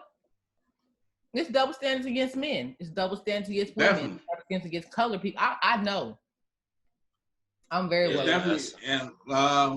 And I always got to deal with it because I got that. My daughter and my son is a year apart, so I'm at that stage where they both going into teenagers and like it's certain shit where you want to champion your son. Like, yeah, what else I'm talking about? And your daughter, you be like, I wish your ass would. You see what I'm saying? Like, I know it's unfair, but it's kind of the way the world is. Because we was talking about this the other day. This one of the double standards that nobody ever really speaks on, but like domestic violence. A man, is women out here that take advantage of it because they know that double standard exists. Going upside these men's head, going crazy because you know he ain't gonna cock back and hit you. But and if he do, it's over with for him. I just got my ass beat a couple times. It's curtains. While I was working for Full Lock, a couple times I showed up late. Y'all want to know why? Oh, Keith. Man, this nigga Keith's late as hell again. It's a hot number for that. His ass beat up. Yeah, go change his stripes. Yeah, no. I'm gonna call it all pulled apart. Now, Shadi, is this a baby that was made during like a time off or while they was together? I mean, does that even matter? Yeah, I think that's important. I think. Well, you didn't believe that when you just said it, bro. I'm with you, but you didn't believe that. Yeah, it's important. I think time off. Oh, you can't make no baby on the time off? No, you can't. You right. I don't believe in that shit, bro. You're right. I just thought about that. Cause think about it, like people be talking about, yeah, we separated and I got pregnant. Baby girl, we separated for 2 weeks and this nigga knocked you up and you mean he wasn't in the picture before then? Knock it the fuck off. Right. If that happened while we were separated, this definitely got to come to an end. If it really did happen like that, that means you don't give a damn about your life. I don't know, Shawty, how what would you do if hypothetically in that situation, as if your guy? You know? I'm so territorial, and maybe it's the Leo thing, but it's like if we dealing with each other, we dealing with each other. If we're not dealing with each other, we're not dealing with each other. If you find the time to go off and engage in those type of conversations, and then clearly you're having unprotected sex, so you have a certain amount of trust for this person that you allowed this to happen. For me, I could not move on. I cannot keep going with you, and I feel like I need to give you the chance to be a good person in that baby's life. And like Darian was saying, I'm gonna be fucking with the baby. Like, fuck you, little baby. Like, I'm just gonna be. I don't want nobody to think I'll be harming nobody, kid, no shit like that. I'm not no weirdo like that. Right, not harming nobody. Natural. We being honest, you're gonna have those natural instincts. Like some days when everything is fucked up, because in marriages and life, it be days when shit fucked up. Yeah. You could be down to your last dollar, and you got to give it to that kid. You see what I'm saying? You're gonna be that motherfucker. I'm fighting for my life. you down to your fucking shoes and socks and your shirts. I'm gonna give them up. I'll give them motherfuckers off the back in a heartbeat to man. But it's like, man, this motherfucker ain't even supposed to be here. You don't need to know about that one. Like, he ain't even supposed to be here. And I mean, damn, I don't know. I just don't think I could be able to do it, bro. Yeah, I know. That's probably, I probably should be able to, but I could be honest and just say, like, mentally, I'm not there yet. Yeah, I wish my answer would be different too, but I ain't there neither. I don't think I could ever be there. I ain't gonna lie to you. That just take a lot of just self-knowing. Like, so So check this out. Just think of this. Think of the shit that he got to go through, bro. She get pregnant by somebody else, and he taking care of her during that pregnancy in the house. When her water break, he dropping everything to take her to the fucking thing to watch a baby that ain't his pop out. Get the fuck out of here! No. Also, I feel like I'm standing there. This nigga ain't nowhere around because it's me and you, right? He ain't nowhere around, or is he still in the picture? I mean, that depends on the conversation you have with your girl. Can he be in the picture, or do he need to get the fuck on? I can't take no nigga away from their kids, bro. Right. I will both y'all standing there waiting to see who the baby pop out. So I'm gonna be standing there with this doctor like, oh, look at that. Look at that's not my baby. What the fuck? It's not a beautiful thing no more. You see what I'm saying? I'm just sitting there watching you get stretched out because of another nigga. Yeah, it's all the love and all that shit. It kind of go out the way for me. Like, then I feel like at the same time, y'all will want the woman to forgive and love y'all. But see, that's for me. Being in that situation, I never hid it. The moment I found out, she found out, and I told her, I said, look. As a man, this is what I got to do. This is my responsibility. Either you can deal with it or you can't. She wanted to deal with it, but as time kept going, and she wasn't doing no ill shit. I'm just like, it was my feelings. Like, I don't want to cheat you, bro. And I don't want you going through all this, trying to fucking have my back and show me how down you is and fall in love with my baby. And I know it's never gonna be that. You see what I'm saying? Yeah, I couldn't be mad. That's not gonna work. I don't even want to cheat you. As much as I hate to lose you, I'm wrong as hell if I string you along like that. You see what I'm saying? Mm-hmm. Yeah, I couldn't be mad if she wanted to. I'm trying to say, like that's some bullshit. No. Like this is my thing. I know there's a thing between effort and true effort. And what you were saying to me was like, are you making a true effort? Or are you doing it just to save face? Yeah, you see what I'm saying? Like, so I get it. I don't know. And I don't know. I try not to question people's motives or their efforts as long as they getting it done. You see what I'm saying? Mm-hmm. But your kids involved, like, bro, I owe the world to them. I got to check every mark. I got to do the most thoroughest background check ever. Mentally, fucking everything. And you ain't gonna cut it. You see what I'm saying? Yeah, that's a tough one. Like I said, I wouldn't even be mad if you know she was wanting to leave because I know I wouldn't stay. Hell yeah. You know, I couldn't be mad. But that's tough. Because I feel like I heard a girl say this on a podcast before. I can't remember. I'm blanking right now. But she was like, one of the things that is like a really big deal breaker to her is bringing home an STD and another child. That ain't like I did that feel the same way. Like shit. Yeah. Like sorry, but not sorry. You know what? I hate to say it, but I think it's like the logic that men we can't disregard the logic. Like a woman, I hate to say it, because I do not want all these women like, oh, he crazy as hell. But a woman, she can put logic and reason on the back burner for her heart. You see what I'm saying? I hear you. A man can't do that. And like it's gonna come to a head at some point. Like, man, this shit ain't right. No. Yeah, well, if I can't take that as no man, I know I can't. I can't be sitting around picking up 2 kids.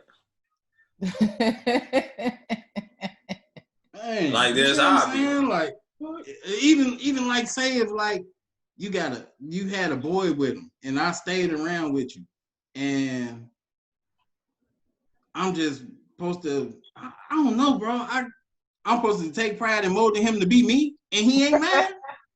I mean, it's like you become his mentor. Mentor. Then that's a no for me, big dog. No.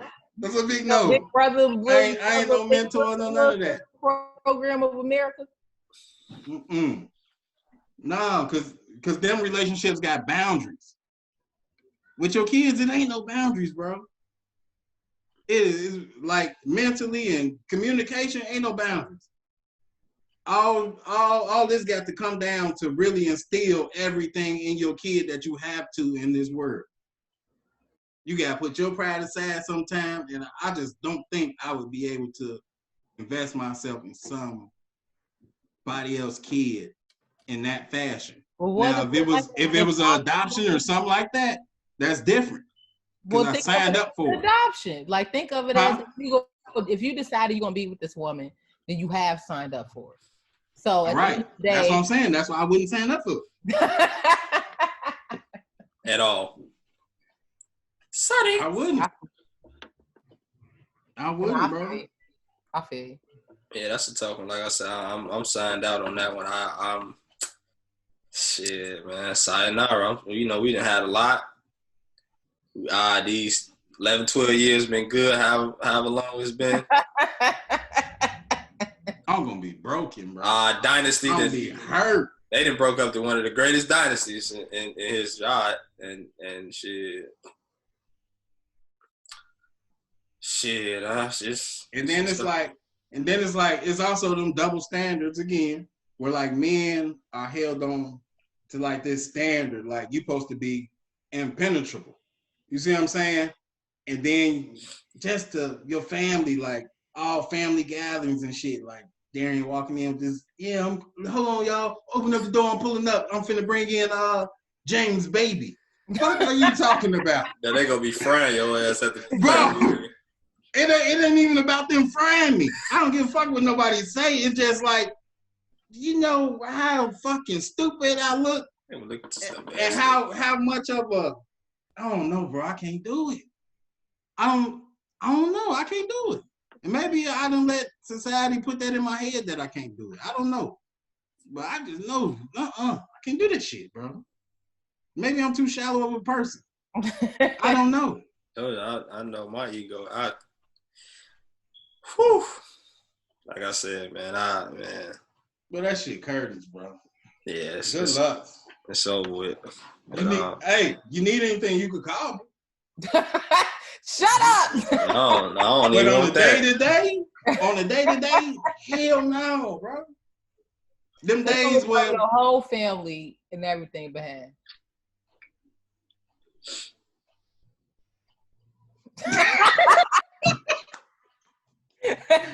Hey, I come in like I hate to say it, but yeah, I gotta sign out on that one, big dog. I'm gone. That's what I say, and I come in like, and you got I commend those the Lalas, the Gabrielle Unions. Like you know, like I don't know, bro. I just don't. Hey, man. And that's what I'm saying. Like the women that do it, you can name them. Yeah. Name a man that did that shit. You can't name no. What man did that shit? Well, Diddy took care of Quincy. That ain't his? No, Quincy is not his son. He's Albie. Was they on timeout or did she have it then? She had him first. He's the see, that's different. They started dating after he was born, right? He still took care of another man's son. But I'm saying they was dating after he was already born, right? Yeah. I signed up for that. It ain't the cheating part. You see what I'm saying? That killed the cheating part. Yeah. I bet you if they was already together and she went and had Quincy after they was already together, then he asked her to got up out of there. Yeah, you can't. I can't find. I don't know no man that did that. Russell Wilson. Well, no, never mind. That was Future was already here. Little Future was already here. Never mind. That's different. I can't name no man that ever did that shit. I don't know. What you think, Keith? You think we too fucking selfish? I don't know what it is. I just know I ain't doing that shit. It's crazy. I don't know what. I mean, it could. I mean, of course, you know, we're gonna be looked at as like that's not fair. We selfish, but like I said, man, even with the women, I can't blame a woman for not wanting to stay. You know what I'm saying? Yeah. So I would see that would be the same for me. I can't. I wouldn't. you know, that's just something that's just a hard pill to swallow, but that's an L I'm gonna have to take. Sade, what's up? Why do you think women take that challenge on? For one, I think, well, let me say this. I know that as a Black woman, there are way more Black women than there are Black men. So I think if you took the time to invest in a Black man that overall you think is pretty much good, sometimes there may be a part of you like, hey, this is a mistake. And a part of love does carry a certain degree of forgiveness. So I think in our minds, we think if we truly love someone, that you have to apply a certain amount of forgiveness in order to love them. So I think when he creates that mistake with women, we know that part of life is giving life. And I think that we somehow feel like, well, if this man creates his life, that's an extension of his life. So I need to accept that if I want to move forward. It's more about how much you value that relationship and that bond you have with that person if you see it continue to grow. If you don't see it continue to grow because you see it looking at yourself as like, you know what, my own emotions and my own feelings is going to prevent me from being able to thoroughly love this person the way that they probably need to be loved, then I'll walk away. But there are things I think that we as women accept more than men because two things. One, respect sometimes isn't the biggest thing that we need in a relationship.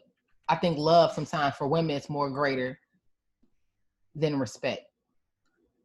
We sometimes don't know how to separate the two. You think if someone loves you, they respect you. And I think for men, respect and love are two different things. So therefore, it's easier to separate yourself from somebody if you feel disrespected because you know I love you, but you disrespected me. So therefore, it's easier to move on. Whereas as a woman, sometimes we think the two are related. You love me. You may have done something I feel is hurtful and disrespectful, but there's still love there. So if it's combined, you can't separate the two. You reason with yourself and you make the excuses. The other person doesn't necessarily have to provide to you to say, I'm going to accept this because I love you. And if I love you how I say that I love you, then I have to deal with the disrespect. And I think that's a big issue sometimes with people because I've dealt with men before where it's the shit they've done to me, they would never be able to stomach it if I did it to them. Yeah. They wouldn't. They were like, oh, hell no. Like, I remember my baby daddy telling me years ago, like, hell, if I did to you what you did to me, I would have been able to stick around. That stuck with me forever. Like, damn, like, so are you telling me I don't respect myself enough? Or are you telling me like, hey, I appreciate you, but I wouldn't be able to do? I don't know. It's too much of a cloudiness about it to have a conversation about it. But I think that's a big thing because there are things that you accept because you love somebody. But I would really want to see the science behind that. Like, is it something in women's brain that allows them to accept it? Well, some women are very... men just can't accept. Like, man, fuck that. I've seen it. So I would love to see the science behind it my damn self because I've literally had people say to me, hey, I wouldn't do this if I was you. And I'm like, well, damn, I'm a woman. So what are you saying? Right. You know, and I'm trying to show you things that show and prove the love when I think that maybe more so it's more about, well, how can you expect somebody to respect you if they don't think that the actions that they've done deserve the respect that you're giving? So it's a whole catch-22 a lot of the times where like you said, there are double standards that exist that are so hard to comprehend, so hard to explain, so hard to be reasonable, but they exist. So to be honest, I thought you was gonna say, like, because women, it's hard for men to get that Michael Jordan competitiveness, but like y'all damn near got it. Like when it comes to relationships, and I thought you was gonna say like, cause fucking you man, and I ain't finna give you up over no damn baby. You see what I'm saying? I ain't gonna let her get you. That is a reason sometimes, and my thing is that where it boils down to whereas respect. A man will feel disrespected. You decided to go out, be what they gonna say a hoe, go out, be a hoe, have another man's baby, and think you're gonna bring it back. They're gonna feel hella disrespected. A woman she may feel jealous. She may feel like, hey, how much do you love me? Because you went out and decided to have this with this woman. You and I, either maybe y'all had a child together, maybe spend some time, whatever. But it's more so that's the competitiveness with women versus the competitiveness with men. We're competitive with different things. Like the male lion isn't fucking fighting with the female lions. He's gonna fight with the male lions. The female lion's gonna fight with the female. And that's just how nature is. So it's more so about human instinct, where it's like, yeah, a woman may not want to lose that good man. He come in, he paying the bills, and he's supportive, and he rubbed my feet, and he's there for me. And he made a screw up. Sometimes if you outweigh the bad for the good, you'll lose out on a good person. Bro, and women think about I could be completely honest with you. I don't give a damn if I was with fucking Rihanna. got that bag. If Rihanna went out and had a baby with Chris Brown while I was with her, that shit is over with. I'm back to square one. It don't matter to me. Mm-hmm. I can't do it, bro. Oh man, listen, as much as I love you, I can't do that shit. But you know, men make us feel bad for giving up on them. Y'all try to make us feel like, you know what I'm saying? Y'all try to make us feel so bad for giving up on y'all. Like, it's me. No, it's like y'all pride. Like, you know you did. If it's that situation that you're talking about, then he wrong. He wrong for trying to make you feel that way. But it be certain shit. And that's the thing that I gotta be honest. I gotta be honest, bro. The topic we on now with the baby situation, I done seen women stick that out. Exactly. But then I done seen them leave a nigga for something small as hell. You see what I'm saying? Mm-hmm. But you gotta remember though. The fuck?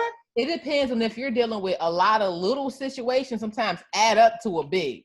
Right. All right. I wasn't in their shit. They right. You know what I'm saying? Versus one big time, one off situation, you might be able to deal with that because normally this is outside the norm. But if you're dealing with a lot of little shit that keep adding up, sometimes that one little thing, like, you know what? I'm just fucking done at this point because I done gave you all these little motherfucking chances, and now you're doing even the dumbest of shit. Now I feel like I'm dumb. Let me just stop being dumb and walk away. That sometimes it happens like that. Sometimes you have that one-off big-ass situation where it's, you know what? We ain't really had the biggest of problems. Everything was this, you know what I'm saying? That shock factor, once it wears off, you can deal with what the actual situation is and reason with yourself versus a mother who steady get caught with different little bitches or little shit in their phone. You can be like, this is just you. This is just who you are. I'm not gonna deal with this. It's different. Men, y'all ain't dealing with that shit. Y'all, I already figured it out. Y'all not dealing with no fucking extra baby. That's what I was gonna say. Like, even if I put myself in the role where I wasn't the breadwinner, like I had a Rihanna that got 600 million and shit, I'm riding her coattail. You see what I'm saying? But if her and Chris Brown had that baby, I don't give a fuck, bro. I'll be back in the apartment. Let's step back this. She was supporting you with a lifestyle you've never experienced before. Like, you really gonna get that up because she had a baby with another nigga? Yeah, bro. I can't do it. I can't do it. You can't do that shit, bro. You went from driving a motherfucking driving a fucking Infiniti to driving a Bentley. No, not a. I'm talking. You driving a Ray. You got a private jet. You got your name on leases and private islands, and you gonna give all that up because she had a baby. Yeah, bro. I'm talking about your tax bracket and level that you never thought you see that many zeros. That shit over with. Y'all crazy. Yeah, I might consider staying. I'm like, now that you added all that, you know, that should have changed. This is crazy, bro. What's that? Talking about you got Gucci, Louis, Prada, all the designers in your closet you could never have got on your own. What that mean, bro? And what Future say? You rather cry in a Honda or Bentley, or what do you say? Right, you rather cry in a Honda or a Bentley? Because I need to know. See, that's the thing. You mean that shit don't outweigh? I don't know, man. 3-bedroom house from being in a mansion because she had a baby. Imagine she don't even need you to take care of the baby. She got the money to take care of the baby. Matter of fact, she gonna hit this nigga up for child support. Y'all gonna really have bands. And you mean to tell me you're gonna walk away from somebody who's making $60 to damn near $300 million a year because of a baby? Yeah, I'm out of there, bro. That shit over. Right. I think I'm gonna stay. I ain't even gonna lie to y'all. I think I'm gonna stay. Okay. I swear to God, with everything in my soul, I ain't lying. I swear to God, everybody know me by the circle. They'll tell you. You gonna be like, well, fine, you leaving? Yeah, if we on the same tax bracket, I can't find another millionaire. So please don't be stupid. Don't be no fool. Yeah, don't be no fool. I can find. That's my shit too. Don't be no fool. Hey, don't be no fool. I can find another. We was on the same like playing field. Keisha. You can find another Keisha. Keisha, that's a CNA that work at motherfucking Hope Trinity Hospital on weekend. You can find another Keisha, but you're not finna find no motherfucker that got another whole brand and goddamn they upgraded your life to the extent where damn near you like damn my crib is I don't even have neighbors. I don't even fucking have neighbors. I can't borrow shit from nobody. I don't even have neighbors. But you know what I do have? I got the help.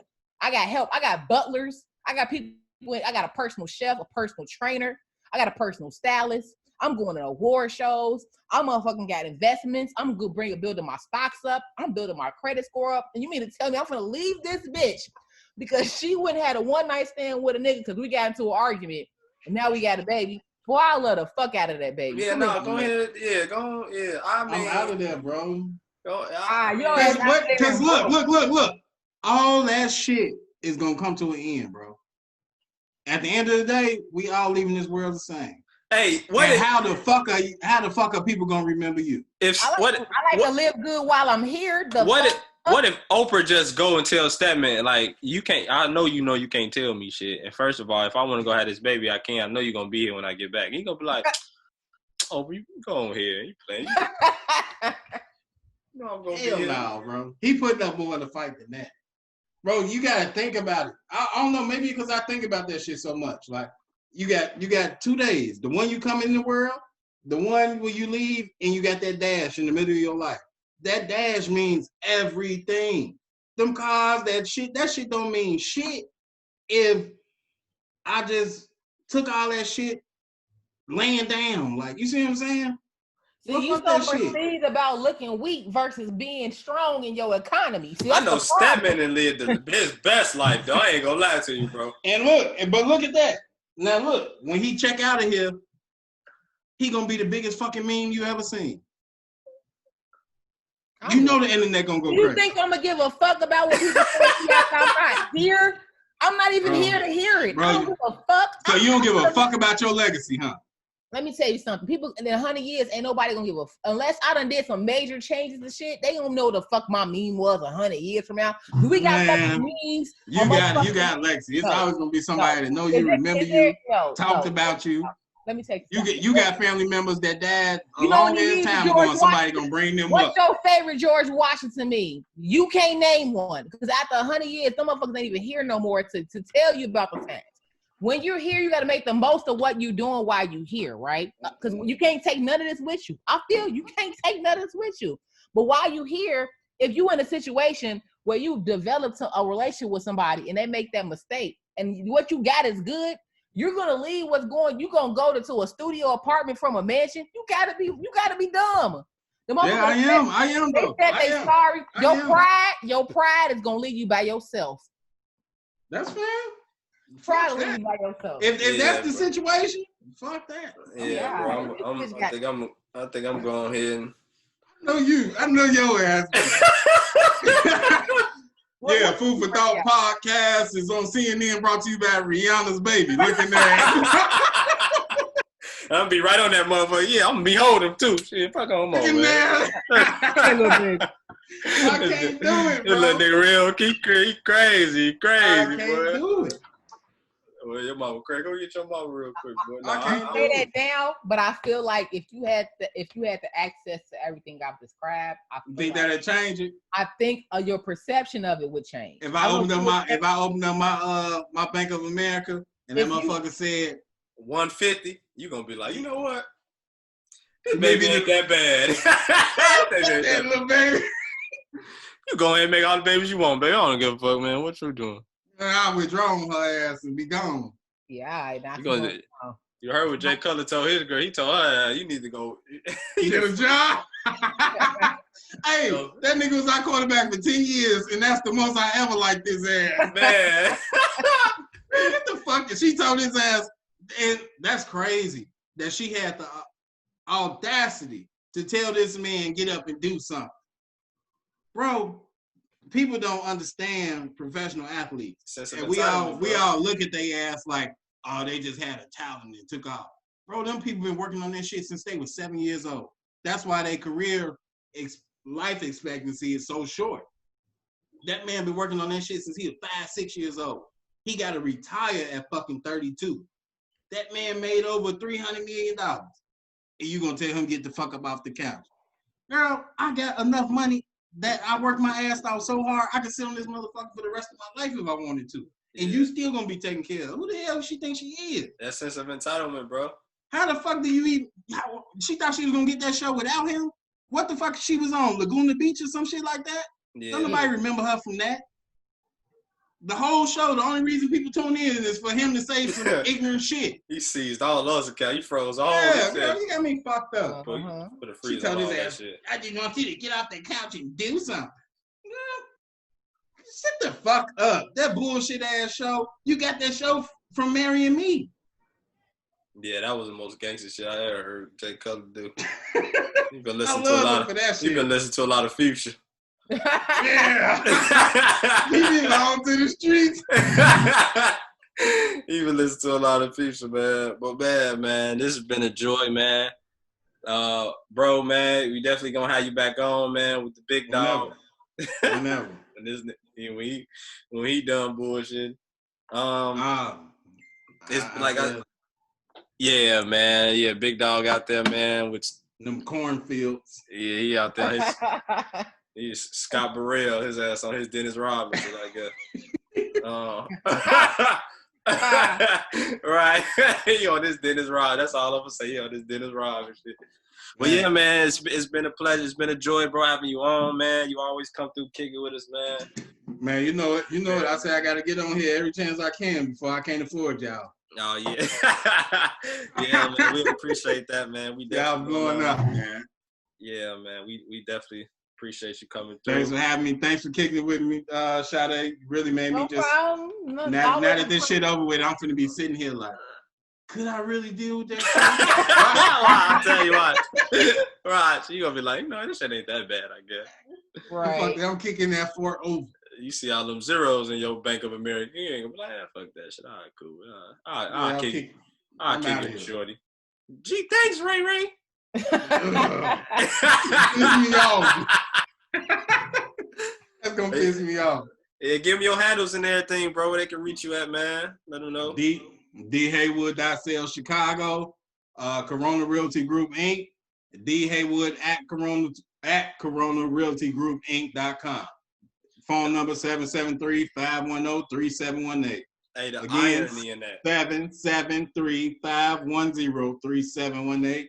Call anytime. If you a person that feels more comfortable texting, I respond to those too. Send them through. Emails, all that. Hey, the irony in the Corona Realty Group, bro. Yeah. Hey, man, I've been dealing with that shit so much. Corona, everybody think they had fucking Dave Chappelle got a joke. Man, you don't shut your big head ass up and sign this fucking lease.